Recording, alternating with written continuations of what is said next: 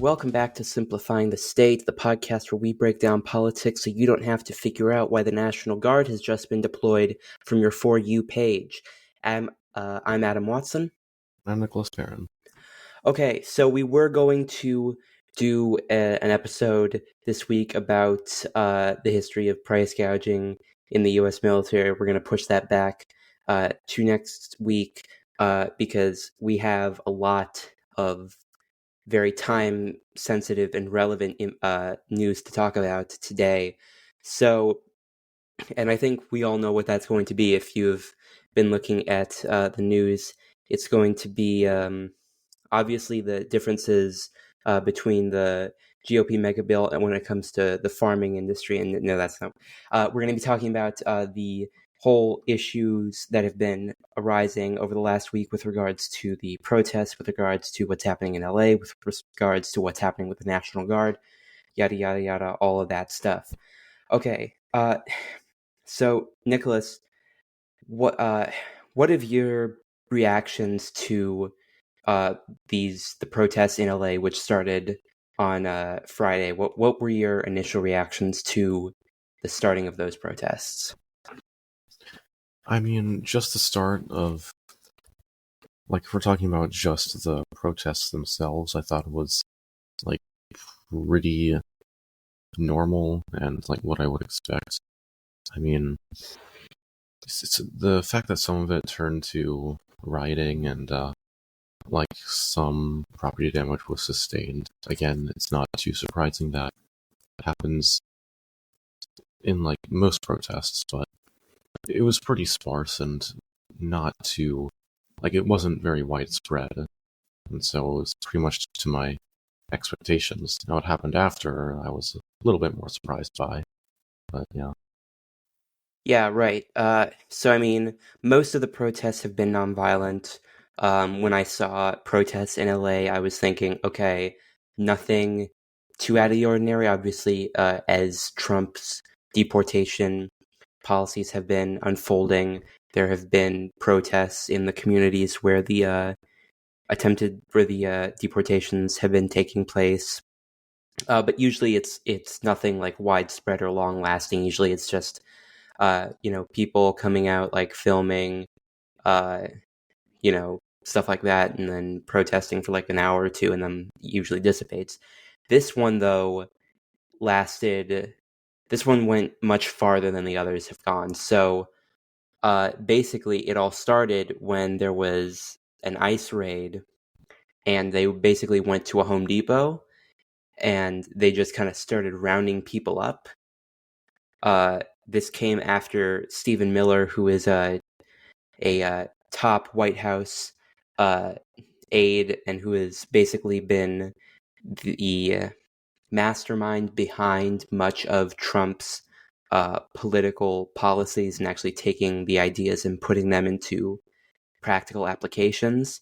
He got all the head ICE officials together, and he started grilling them because they had not been meeting the administration's 3,000 a day deportation benchmark that they wanted to meet in order to reach 1 million deportations in the first year.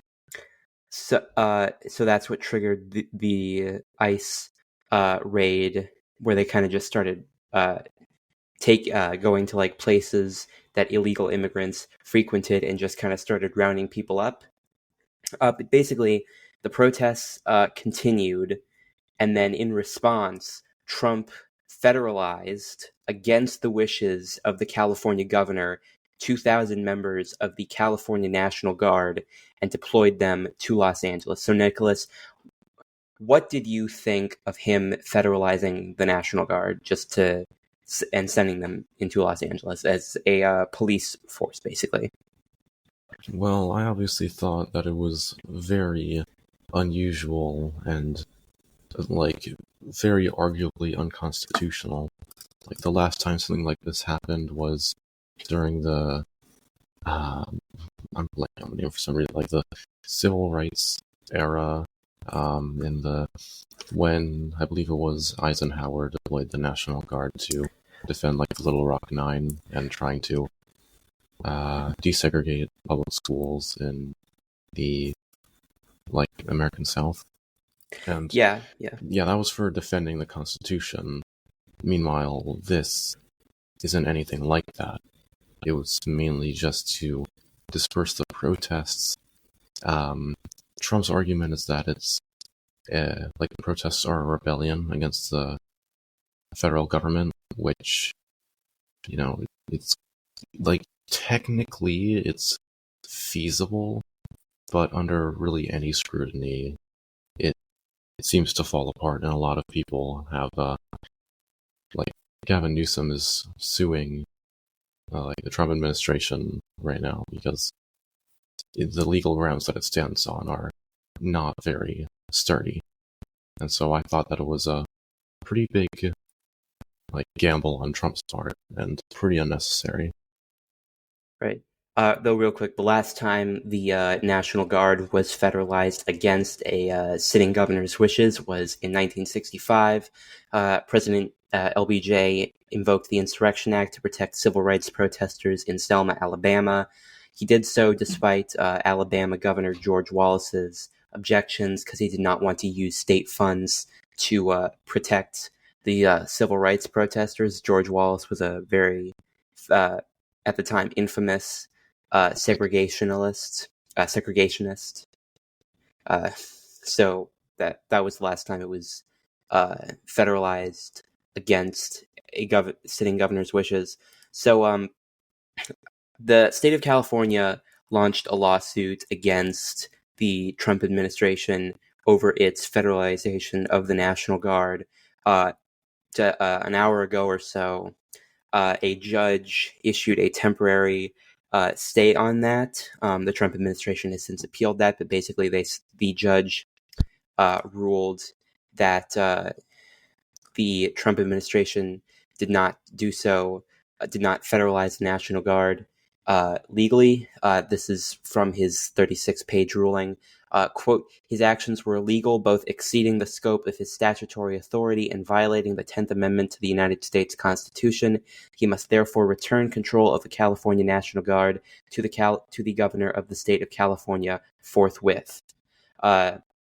So that obviously the Justice Department has filed a notice of appeal. So basically they are appealing that decision. I could foresee this going to the Supreme Court, where I'm not sure what will happen. Obviously, it's a conservative Supreme Court, majority Trump appointed Supreme Court, but they have favored states' rights before. So that's something that might aid the state of California. Basically, in federalizing the National Guard, Trump used U.S. Code Section 10, Title 10, Section 12406. Basically, it says whenever one, the United States or any of the Commonwealths or possessions is invaded by or is in danger of invasion by a foreign nation. 2, there is a rebellion or danger of rebellion against the authority of the government of the United States. Or 3, the president is unable with regular forces to execute the laws of the United States.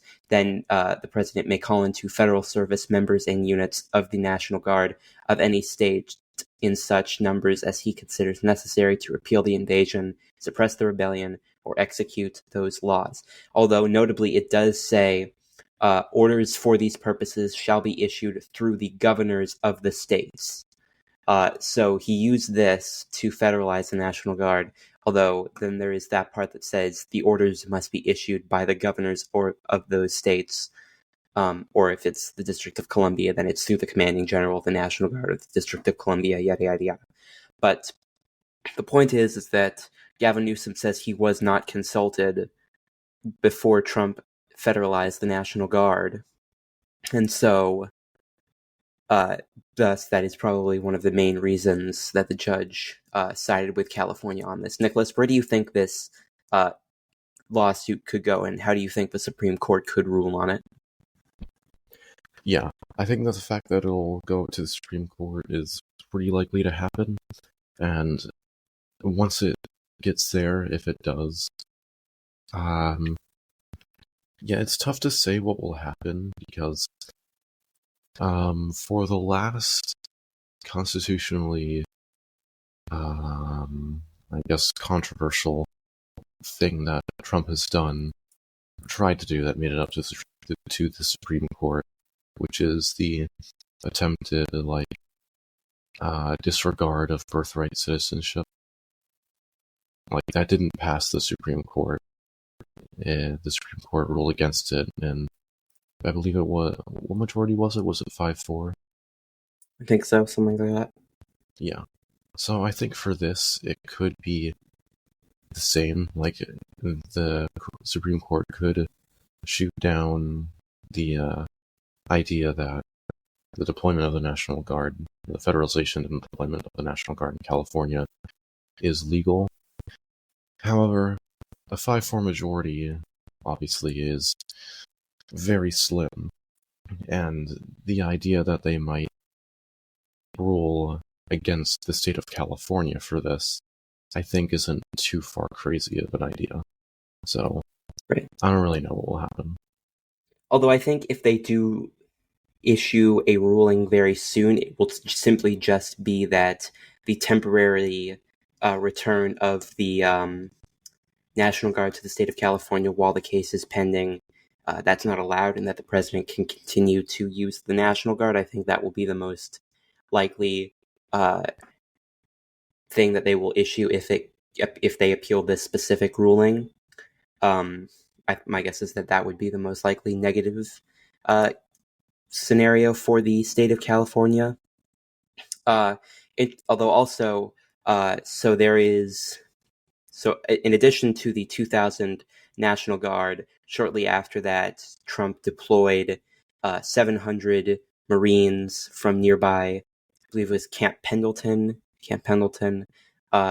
to Los Angeles to support the National Guard. He also then deployed an additional 2,000 National Guardsmen to Los Angeles. Notably, in the first couple of days, they went without any logistical support, so without fuel, food, proper sleeping quarters for the troops, as was captured by several photos. I'm not sure if that has changed since. I have not seen anything recently, any news stories about the conditions recently, but that is just something that I found interesting.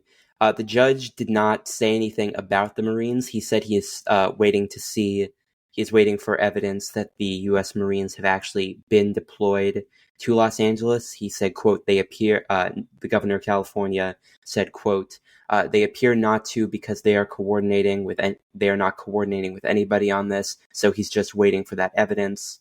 Trump ordered the 700 Marines to be deployed to LA, but it is just so mind-boggling that the President of the United States has deployed active duty Marines in addition to the 4,000 National Guard to the city, where it's not like there's all-out chaos. Fox News and other right-wing news agencies have suggested that the city is on fire or that there's extreme chaos. But, if you then also look at various videos from other news agencies, videos of just random people in downtown Los Angeles, you will see that the city is not on fire as is suggested by the administration. There is not extreme chaos. There are protests. Inside of the protests, there are some agitators who then cause a very small amount of the protests to then become violent. But it's not like the whole thing is so out of control that the local police cannot handle it. The chief of the Los Angeles Police Department said that he disagreed with Trump sending in the National Guard and said it was not necessary. So, Nicholas, what do you think about just the deployment of Marines? These are not like National Guard, these are U.S. active duty Marines to a situation which the local police said they didn't even need the National Guard, and now on top of the National Guard, they're now also getting the Marines. Well, I think the first thing to say is that obviously the Marines are entirely unnecessary. Like even if the National Guard are recalled, like again, like you just said, the police said they didn't even need the National Guard there. So I don't know what the Marines would even be doing there, really. Like, if anything, to me, it seems like a power tactic to, well, I don't want to get too, like, oh, Trump's such an authoritarian, but that's really the only way I see it, is if he uses it as a scare tactic against, like, further protests like this, so they don't get in the way of, like, further ICE raids and whatnot. Right. I don't think that's ridiculous to say. I think sending Marines to a situation where the National Guard not only has not even been required, but to where they have not even been overextended. I mean, even if the 4,000 National Guard that you sent to Los Angeles then became overwhelmed, why not just then send more National Guard? Because it's not like the state of California has a shortage of them. They have an 18,000 strong National Guard. He only sent 4,000. He still has 14,000 that he could call up if it was needed. But I think the idea of sending active duty Marines to a situation like that is authoritarian in nature. And I think it is a very dangerous sign for this country that active duty soldiers are being sent to quell protesters in Los Angeles, who the people who are protesting and are then committing violence and are then burning public property, that is a criminal act, and they should be prosecuted. Obviously, that is illegal. You cannot do that. You should be protesting peacefully. But sending Marines to a city that is seeing protests I feel like can only be described as a scare tactic, as a show of force by this administration that it does not want protests. Moving on, though, from LA, protests about ICE have spread across the country to several cities like Chicago, New York. There were a couple in St. Louis, Texas, San Antonio, Dallas, Austin, Spokane, Washington saw one. So did Seattle. But then there also is a larger protest movement planned for Saturday, which is the quote No Kings rallies. So it's like more than 1,900 protests and events because on Saturday Trump is holding his military parade on for what he says is the 250th anniversary of the founding of the Continental Army, but also happens to reside on his birthday. So many people have suggested that he's really throwing the military parade for his birthday. He has denied this. It's really up to interpretation, I suppose, but it's kind of suggests that he does want the military parade for his birthday. Anyway, he said that those who were protesting would see, and I'm paraphrasing here, but he said they would see more force than the protests in Los Angeles would see. So he is like actively telling people who are going to protest that have said themselves they are nonviolent that they will see a sort of more intense crackdown than what we're seeing in Los Angeles, which I don't know how you can get more intense than 4,000 National Guard and 700 Marines. But, you know, also within California, this happened this morning, or this afternoon. It was this afternoon. So California Senator Alex Padilla, he was at Kristi Noem, who's the Secretary of Homeland Security, was giving a press conference in Los Angeles.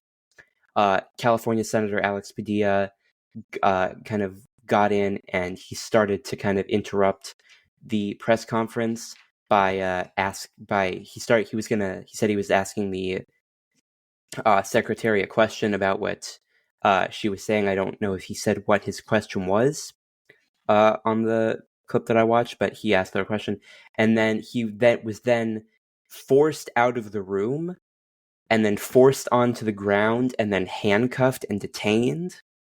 by various security officials. Nicholas, what do you think of that?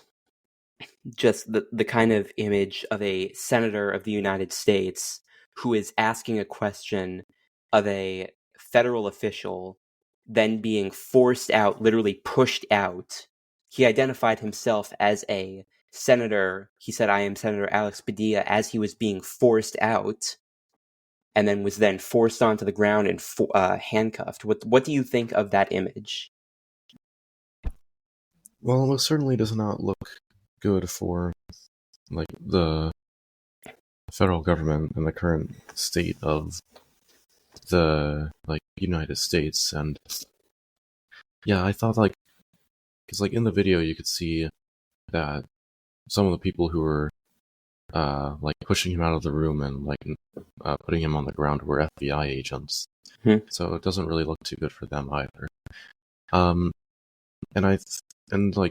according to a quick Google search, his question was, quote, "Secretary, I want to know why you insist on exaggerating and embellishing." But then it stops there, because that's when he was starting to get pushed out and he had to identify himself and whatnot. Right. So Noam claimed that Padilla hadn't identified himself and, quote, lunged at her. He then dismissed this as lies. If you watch the clip, yeah, it really doesn't seem like it. Yeah, he identified himself as Senator Alex Padilla. He said, "I am Senator Alex Padilla." I mean, I assume she possibly recognized him. I mean, there are only 100 senators. And, I mean, even if she didn't recognize him, I mean, it's still, you're forcing out a U.S. senator. But I feel like, here's the thing. If they would do this to a senator in the open while the cameras are rolling, and this is something that I heard someone say, then what would they do to somebody possibly when the cameras aren't rolling, who is not a senator? And so that's just something I found kind of interesting. Ahead of Saturday's No Kings rallies, the governors of Texas and Missouri have both activated their National Guards. The governor of Missouri, Mike Kehoe, said he is activating the National Guard as a precautionary measure. He said, quote, "We respect and will defend the right to peacefully protest, but we will not tolerate violence or lawlessness in our state." Basically, let me see if I can find the quote. So he said, quote, "While other states may wait for chaos to ensue, the state of Missouri is taking a proactive approach in the event that assistance is needed to support local law enforcement in protecting our citizens and communities." So here's the thing. It seems as though this is not a deploying of National Guard troops automatically. I think what this is doing is basically saying that if they need them, they can respond very quickly. At least that's how I'm interpreting it, based on the statements that he gave. I mean, so the Missouri House of Representatives Minority Leader Ashley, I think that's how you pronounce their last name, called Kehoe's order unwarranted. I mean, I suppose maybe it could be unwarranted. I'm not sure. I mean, what do you think? Yeah, based on his wording to that, I mean, it sounds sincere, but at the same time, I'm wondering if any, false alarms could be triggered by local law enforcement that would then cause the National Guard to be deployed, and then who knows what would happen after that. So, well, I mean, I'm a little concerned about that. I mean, I think, I mean, again, this is just from my interpretation of his wording, but it sounds like the Guard would not be present at the protests themselves. It sounds like they would just be on standby and ready to go very quickly. So I'm not sure if a false alarm could I think it would have to go up the chain of command to the point where like either the mayor or the police commissioner would have to request help, unless the governor just decides to unilaterally send them in, but I'm not sure. I mean, my read on Mike Kehoe is kind of that he's a traditional Republican. He doesn't seem like the kind of governor who wants to like snatch headlines or like grab attention like intention by doing intentionally provocative stuff like unilaterally deploying the National Guard. I mean, he's only been governor for what is it, like 5-6 months, something like that. But you know that has just been my read on him so far. He's a traditional Republican, at least traditional for this time. But you know, I could be proven wrong. I guess we'll see how that plays out on Saturday. Texas is also calling out its National Guard in a slightly different way than Missouri is. I believe Greg Abbott is actually sending them to San Antonio to actually actively to the city instead of just putting them on standby. So he's deploying over 5,000 National Guard troops, along with more than 2,000 state police to help local law enforcement manage the protests that are going on against Donald Trump and the ICE raids. He did not say where they would be sent, but some were seen at a protest Wednesday night in downtown San Antonio near the Alamo. So I guess possibly a similar thing to Mike Kehoe's deployment of the National Guard, more so of a on standby thing, or possibly just sending them in to where they see protests. I guess we'll have to wait and see how that transpires. But yeah, so far 2 states have preemptively activated or deployed their National Guard ahead of the protests on Saturday. So Nicholas, do you think that the military parade could continue the whole like chain of protests we've been seeing? There's been a lot of momentum behind the no ICE protests as they have been dubbed. But do you think that then these no kings protests could then continue the momentum of the protests that we've seen recently? Well, if things keep going as they are in terms of like Trump's policy and his actions, I think absolutely. I mean, I don't. So far, I've seen no sign of stopping. Like things have obviously slowed down a little since like his first day in office, but things have been really turbulent, and right now there are a lot of things to protest, and I mean they'll probably continue coming, really. So I don't expect the protests to really slow down. Yeah, I mean, this is my opinion, obviously, but I feel like the things we have seen in the last couple of days in regards to these protests and in regards to what we've seen with the National Guard, I feel as though this administration is taking a lot of steps towards authoritarianism, both with the military parade, which, I mean, we haven't done since the end of the Gulf War. I mean, we have only done military parades after significant victories like World War I, World War II, Gulf War, etc. And now to just be doing one on a day that happens to be the president's birthday, and then in addition to that, mobilizing troops in response to protests, and then not only deploying the National Guard, but then also deploying Marines to the city where the protest is happening, and then saying to others planning protests that they would crack down on those protests. And then also, we forgot to mention this, there was some back and forth over the weekend and then leading into Monday, where President Trump suggested that Gavin Newsom should be arrested. When asked what his crime was, Trump said basically he ran and he's being a terrible governor. So that's what he said his crime is. And didn't he also say in like a question posed to him that if he was the person like seeking out an arrest warrant for Gavin Newsom, he would like arrest him? Yeah, so the question was, should Tom Homan, who is the immigration czar for the Trump administration, there was some question about, basically, Tom Homan put out a statement saying that nobody, regardless of their position, if they interfere with ICE